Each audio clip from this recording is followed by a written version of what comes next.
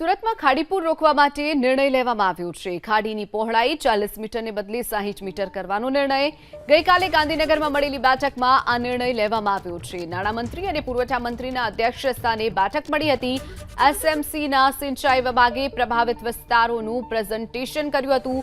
ભવિષ્યને ધ્યાનમાં રાખી લાંબા ગાળાનું માઇક્રો પ્લાનિંગ કરવા માટે પણ સૂચના આપવામાં આવી છે। ખાડીની પહોળાઈ અને ખાડીપુરને લઈ જે બેઠક મળી હતી તેમાં મહત્વના નિર્ણયો કરવામાં આવ્યા છે। ગઈકાલે ગાંધીનગરમાં બેઠક મળી હતી જેને લઈ અને નિર્ણય કરવામાં આવ્યો છે। તો એસએમસીને કેટલાક જરૂરી સૂચનો પણ કરવામાં આવ્યા છે। એસએમસીના સિંચાઈ વિભાગે પ્રભાવિત વિસ્તારોનું પ્રેઝન્ટેશન રજૂ કર્યું હતું આ બેઠકમાં। ત્યારે ભવિષ્યને ધ્યાનમાં રાખી લાંબા ગાળાનું માઇક્રો પ્લાનિંગ કરવા માટે પણ બેઠકમાં સૂચન આપવામાં આવ્યું હતું।